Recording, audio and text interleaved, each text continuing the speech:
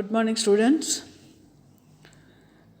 इस वीडियो में जो फ्लाइट अडाप्टेशंस के जो एनाटॉमिकल अडाप्टेशंस है उसमें बाकी रहे हुए जो पॉइंट्स है या अडाप्टेशन की जो पॉइंट्स है उसको हम पढ़ेंगे।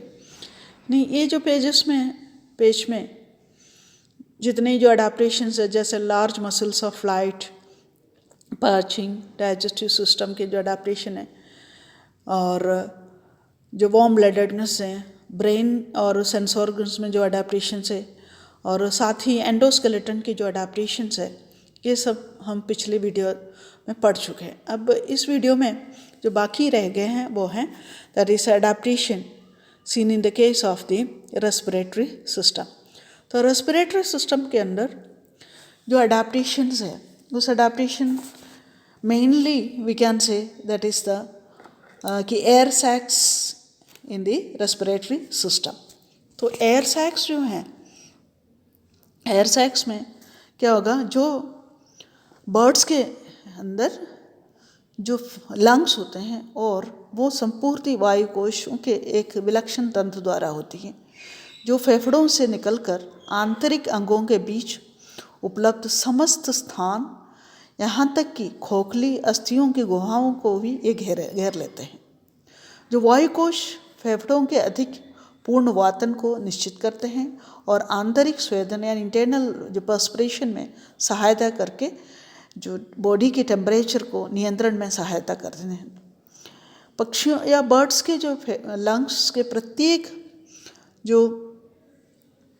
प्रत्येक श्वास के साथ पूर्णतः रिक्त हो जाते हैं और वहाँ जो अवशिष्ट वायु जो रेसिडुअल एयर है वो बाकी नहीं बचती, जिससे श्वसन अधिक प्रभावी रूप से संपन्न होता है। इसी तरह से जो उड़ते समय जो विंग्स की गतियाँ जो होते हैं, मूवमेंट्स होते हैं, वो एयर सैक्स को दबाकर और फैलाकर श्वसन में योगदान करती हैं। और इसी प्रकार किसी अन्य समय की अपेक्षा उड़ते समय पक्षी अधिक सुविधापूर्वक श्वसन करते हैं। Okay, we can say air sacs, the inelastic lungs of the birds are supplemented by remarkable system of air sacs. Okay, और इस तरह से ये एयर सैक्स क्या हैं, ट्रकियाँ हैं एयर सैक्स लंग्स के अंदर। दिस आर दी लंग्स और lungs with the air sacs. Okay, अब इसमें we can say the air sacs secure more perfect aeration of lungs and help in internal perspiration. और इस तरह से that helping in the regulation of the body temperature.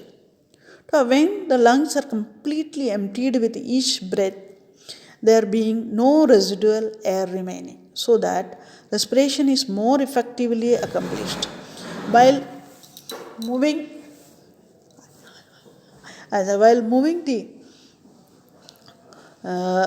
flying, the movements of the wings contribute to respiration by compressing and dilating the air sacs, and thus the bird breathes more easily when in flight than in at other times. Okay, और next जो adaptation है we can say the care of the feather. तो जो feathers के या wings के अंदर जो feathers पाए जाते हैं उसके care के लिए, ध्यान रखने के लिए एक विशिष्ट प्रकार के जो ऑयल ग्लैंड्स है वो इसमें पाए जाते हैं। और ये चोंच के द्वारा जो ग्लैंड्स होते हैं, ग्लैंड्स में से जो सेक्रीशन होता है ऑयल, और वो पूरी बर्ड्स की जो फेदर में वो लगाए जाते हैं। ओके, और ये करीब करीब वंस एन आवर यानी एक घंटे में एक बार तो एटलीस्ट ये प्रीनिंग करते हैं। और इससे क्या होगा, जो फंजे एवं बैक्टीरिया जो हैं इसको केराटिन जो खाने वाले फंजे एंड बैक्टीरिया को ये लिपिड्स कंपाउंड है ये रोक सकते हैं। ओके, ये एनाटॉमिकल अडाप्टेशंस बोन्स में है, ये we have already discussed it. Okay, now the adaptations in the case of the circulatory system. Okay, circulatory system में जो अडाप्टेशन है we can discuss now. Rapid metabolism and warm bloodedness require large oxygen supply and an efficient circulatory system. Accordingly, the avian heart is relatively large and completely divided into 4 chambers.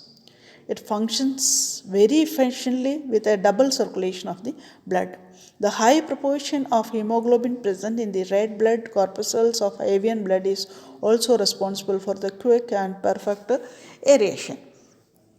यानी circulatory system में जो speed यानी warm इसके जो metabolism है और temperature warm ब्लडेडनेस के लिए ऑक्सीजन के अधिक अमाउंट या आपूर्ति और एक सक्षम परिसंचरण तंत्र की आवश्यकता होती है. इसके अनुसार पक्षियों का जो हृदय हार्ट है वो बड़ा है और पूर्ण रूप से या कम्प्लीटली 4 चैम्बर्स में डिवाइड होते हैं. उसके साथ साथ ही ये डबल सर्कुलेशन होता है जिससे दक्षता से वो कार्य कर सकते हैं. पक्षियों की जो ब्लड है वो इनमें आरबीसी यानी लाल रुधिर कणिकाओं से में हीमोग्लोबिन की अधिक अनुपात में उपस्थिति की उसके शीघ्र और पूर्ण वातन के लिए उत्तरदायी होती है. ओके, ये भी है double circulatory system, pulmonary and also systematic. Okay, next we can say respiratory system that I already set. Respiratory system की जैसा है वायुकोश के रूप में जो है उपस्थित होते हैं. नाउ द यूरिनरी सिस्टम में जो अडेप्टेशन है ओके वो we can say the uricotelic excretion, mainly इनकी यूरिकोटेलिक एक्सक्रीशन के रूप में. इसमें क्या होता है there is no urinary bladder. Okay, urinary bladder नहीं होता है जिससे अन्य जंतुओं में अस्थायी रूप से मूत्र को या यूरिन को कलेक्ट किया जाता है. ओके, इसमें उत्सर्जित तरल का एक वृक्कों की वृक्क नलिकाओं और आवश्यक को प्रोडियम में पुनर्वशिष्ट होता है. इसके result as a result we can say a semi-solid excretory substance is produced. इसमें chiefly that consists of the uric acid and also urates जो तुरंत निष्कासित हो जाते हैं. ये लक्षण शरीर का अनावश्यक जो वेट होता है उसको घटाने में सहायता करते हैं. ओके, वो हटाने में वो सहायता करते हैं. Okay, next that is the urinary system में again water conservation that I said excrete the uric acid a semi solid compound होता है जिसके अंदर जो यूरिक एसिड एवं यूरेट्स उपस्थित होते हैं. Okay, next we can say that is the reproductive system. Reproductive system के अंदर that is the single ovary, presence of the single ovary.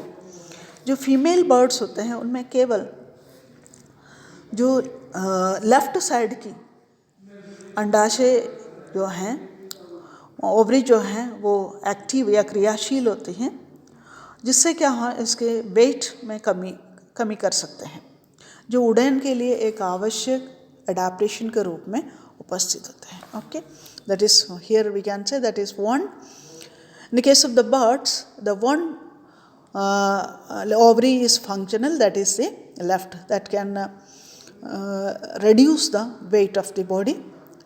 Okay, और इसमें जो that is the slide shows the use of that one ovary producing one egg at a time. Okay, तो इससे उसके फ़ायदा भी होते हैं, प्रेडेटर्स से उसको फ़ायदा होता है, साइट जो है चॉइस, नेक्स्ट का स्ट्रक्चर है और अडल्ट बिहेवियर, इन सबको इसके लिए वो फ़ायदेमंद होते हैं. Okay, thank you.